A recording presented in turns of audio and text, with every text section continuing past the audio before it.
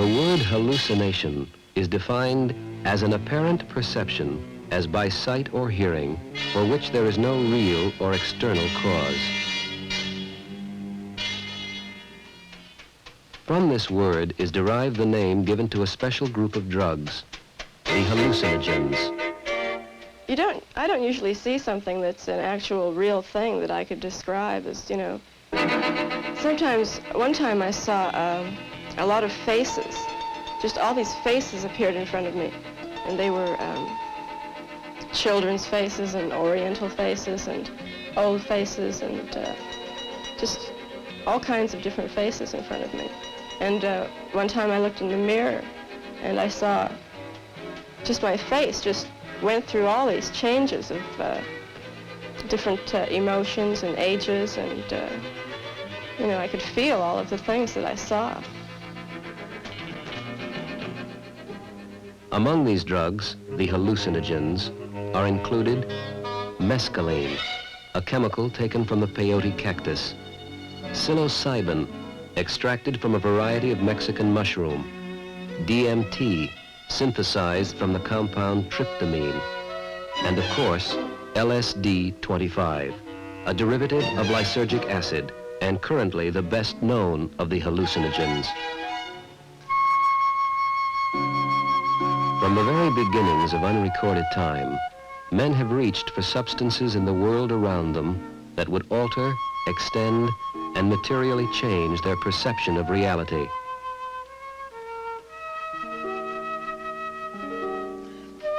The reasons? Loneliness and fear, boredom and a desire for the new and the unknown, exploration and experimentation. The reasons?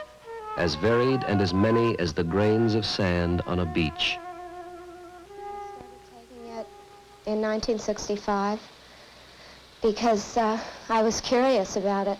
I had several friends who had taken it, and they told me that they had, you know, very good experiences with it, and I was just curious. Well, I was curious what I read and what I've heard, and if it could help. I was just looking for something. Sort of because I had heard it makes you not only closer with yourself, but with everybody, this sort of love, peace type thing. And I really wanted to find out if this was true.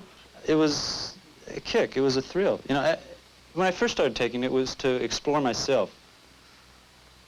Well, I found I could only go so far before I just ran dead up against myself and I couldn't go any farther. And then after that, I just started taking it for kicks, you know, just to do something. Some have used these drugs to journey into the uncharted tunnels of the mind in search of medical and scientific truth. Others look behind the curtain just for kicks.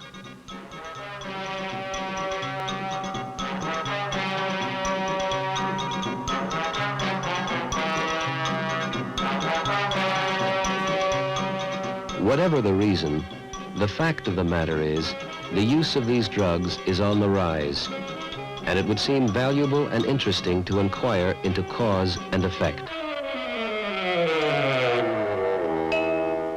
Since LSD is the hallucinogen drug currently most popular and in greatest demand, we will center our attention here, and later draw broad conclusions concerning all of the mind-bending drugs.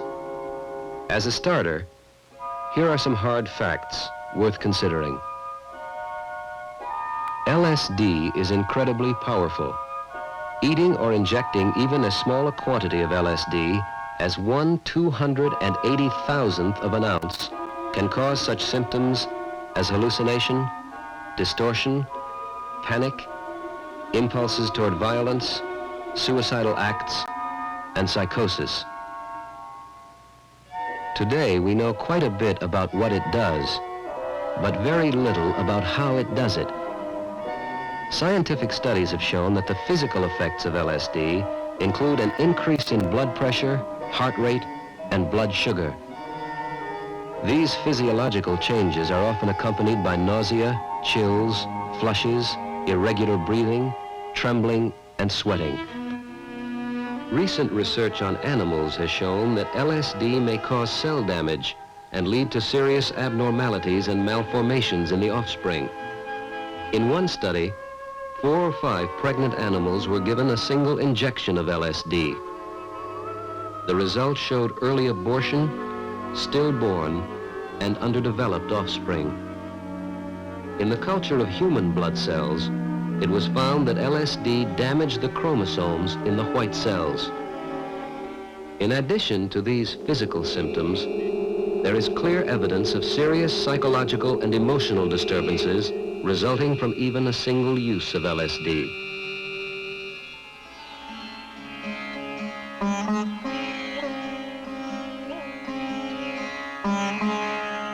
The group use of the hallucinogens at parties is becoming a familiar part of the scene. An atmosphere is created, and mass use of the drug becomes the central factor in the lives of many young men and women.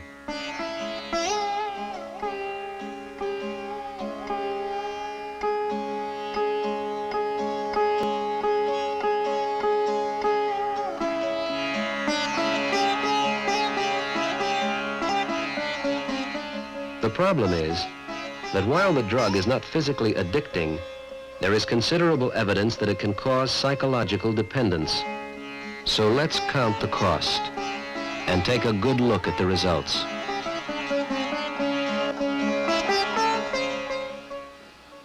I remember once I wasn't using LSD, it was peyote, which is reasonably similar. And I was in bed with a young lady, and I turned and I looked at her face, and her face distorted into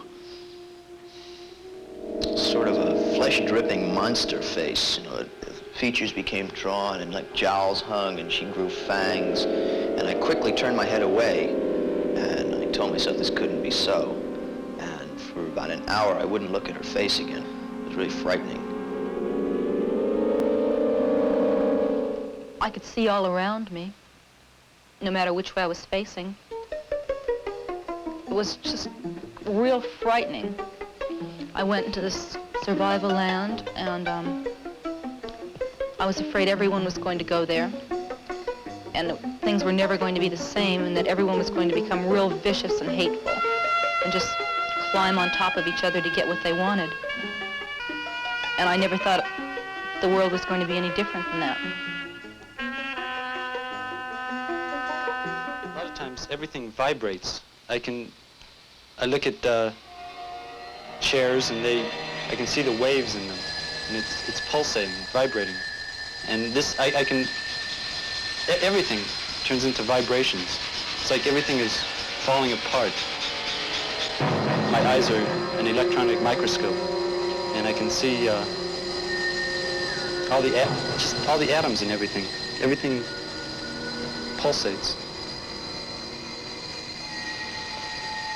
I took the acid around 2 in the morning and started reading this book.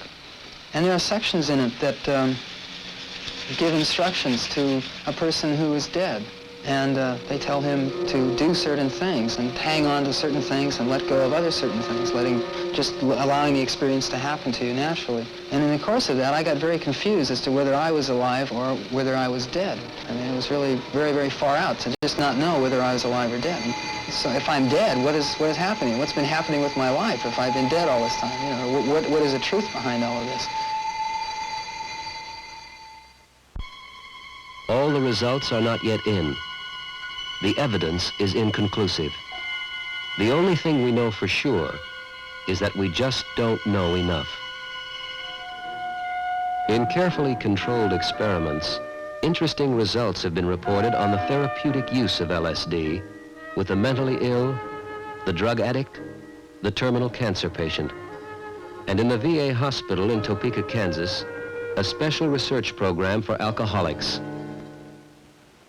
Well, this program was started in January of this year, where we began treating 5 patients for 26 days. We bring them in on one Monday, and they spend 1 week of getting acquainted, having all the tests and examinations done to keep them busy for the whole week, day and night practically. The second Monday, we give them a small dose of LSD in the 5-man ward together. This is to help the group pull together and in their group experience during this 26 days to also get some good from this. Then the third Monday, we give them a larger dose individually and have each one of them cared for by one of these teams who have associated with them, and they give them their complete support. And this is where we aim for the so-called psychedelic experience. It seems to work pretty well. Of course, it takes time to work through. Also, in this program, we bring these men back every 4 months for 3 days, and this follow-up is quite important. Some of the things that are outstanding is I know I kept fighting the religious music. I didn't know why then, but Dr. Coran kept urging me to find out why I was fighting this. And I remember I was just literally scared to death. The thing that affected me as far as the first patient is concerned was the openness which he talked with me. The quality also seemed to be more realistic than he has shown before. These qualities in my head, the good qualities, of course, virtue, love, trust. Then I seen the other ones, hate, anger, distrust. I seen them all in my head, and it was like I was strangling myself, like I had to get rid of all the bad qualities, and I was strangling myself fighting against them. And especially the looking at the two sides in his head in this process, these things were thought about rather deeply, and the thing that makes the difference here is the emotion that goes along with them. And I just reached up, and it was like somebody grabbed me and brought me up. Mm-hmm. And I interpret this as, for the first time in my life, I wanted love. And I think this is the thing that was probably my biggest problem, is that I thought everybody was forcing it on me and I wasn't going to let them. Yeah. But it's not a question I of think forcing, from it's a question hearing of this man report his experience that feeling right now. there definitely is a change as of now. As far as prognosis is concerned, time. There are currently over 50 research projects in progress under the auspices of the Food and Drug Administration and the National Institute of Mental Health, all part of our continuing search to discover more about the hallucinogens. The questions remain. The mind-bending drugs seem to offer so much, but what do they really deliver? As to what it has to offer, that's a difficult question, because what we've seen here have been some things that I don't think most kids thought they were getting when they took the drug. We've seen some kids that have had prolonged psychosis. Some have had to go to state hospitals.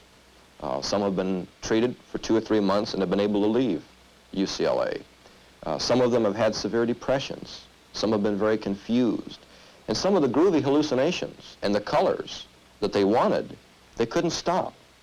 They got tired of it after 12 or 18 hours, but they couldn't stop the colors. How do they work, and what are the long-range effects of this drug on human personality?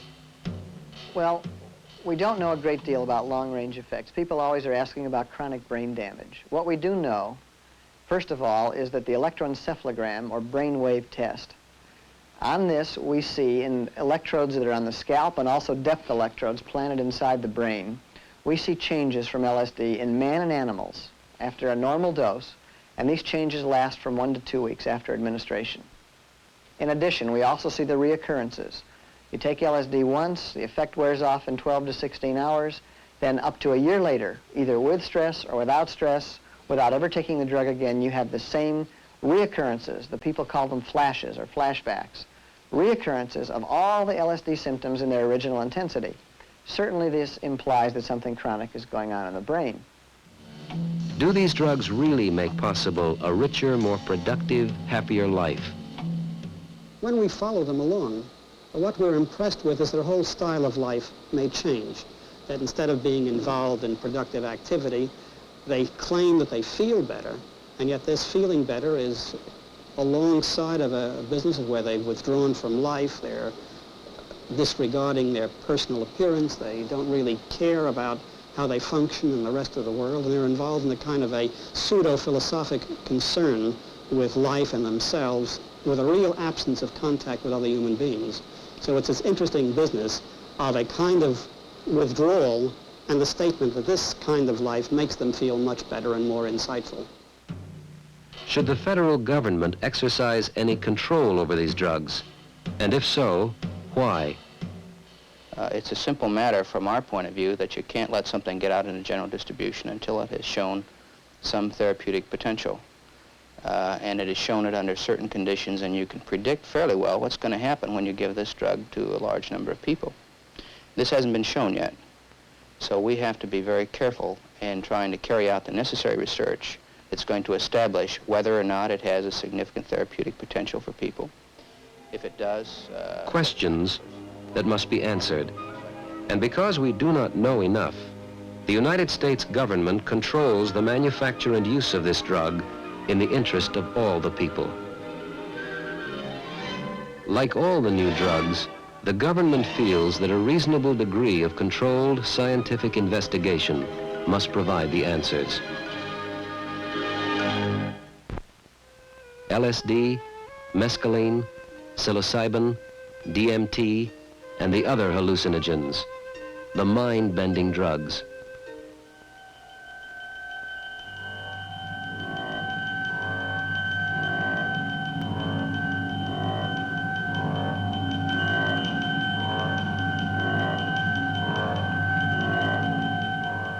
Do they extend the range of the human mind, or do they simply offer an easy escape from the demands of this world and time? I get up and make love and play the guitar and eat, go down to the beach and go swimming, and occasionally write some things when I feel like writing, and think about how I'm going to get a little more money to not starve to death. And it gets you out of that whole intellectual academic framework that you've been taught to be in all the years that you've gone to school. Not only emotional hang-ups, but social hang-ups. Don't do this and don't do that, and you shouldn't associate with these people and this and that. The things that, mores, you might say, that I were brought up with. I get flashes of people seeing me, and it's kind of a schizophrenic thing. In a way, I want people to see me, and sometimes I don't. I'd get up and I'd feel like someone had a rawhide band around my forehead, and it was just such a pressure that by afternoon I'd be crying. So every morning I'd wake up with this pressure, and every afternoon I'd cry.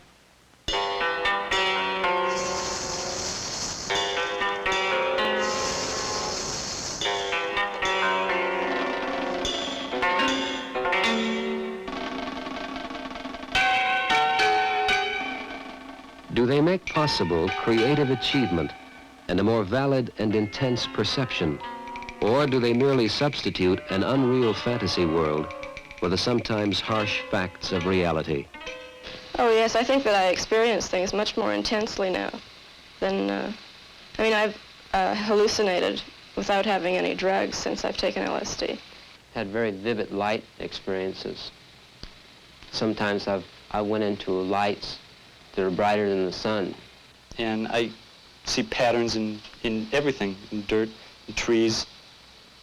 There's patterns everywhere. And right then, I hallucinated a fish that just came and swallowed the worm.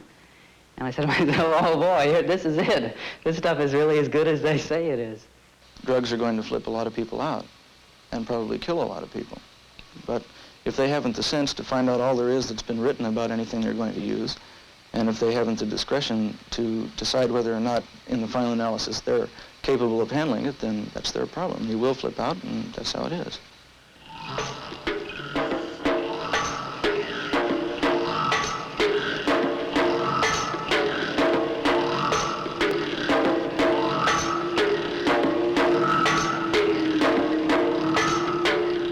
Can they truly broaden and increase the life experience? Or do they rather contract the user's world until it centers totally and wholly around the drug? Yeah, I was looking for a lot of things because I was really strung out at that time on not finding anything in life that was too interesting. A great, great fear of being alone. Just, I could be with a group of people, but I couldn't communicate to them.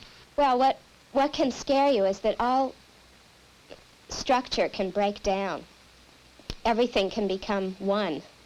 And that's sort of scary. Another thing that can happen is when you're really far out, things just can disappear. Because as you suggested, I'm one, allergic to it, and two, I don't like to even entertain the notion that that sort of flip out may occur again. I'm not afraid of anything anymore, which is, has good points and its bad points. I'm especially, not afraid to die.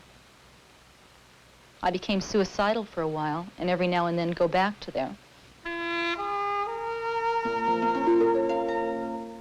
The true potential of the hallucinogenic drugs remains unmeasured and largely unknown. The danger of lasting physical and psychological damage to the user remains an important factor in the rising use of these drugs. I think a lot of kids say that at first, and then after they're through talking to Dr. Fisher and I, they change their mind. Because we certainly think rebellion is a very healthy thing, and we like rebellion. And we think great changes in society come out of rebellion. And we think that we adults have kind of screwed things up. We haven't done a very good job in the adult world. With the bomb hanging over us in Vietnam, with our crazy ideas about censorship, our crazy sexual attitudes, our abortion laws, we haven't done a very good job. However, I do think that fooling with LSD is like Russian roulette. I don't think it's like swallowing goldfish. I don't think it's spinning a hula hoop or crowding a lot of people into a telephone booth. I think, unfortunately, this can be a permanent, long-lasting, damaging situation. So I'm all for rebellion. I think a great deal of good can come out of it. I hope people who are considering using LSD, however, will think of some of these things. We don't know them all. We do know a few, though. And one of the ones that we really know is that they may be damaging themselves permanently. The facts of the matter suggest caution and a careful counting of the cost.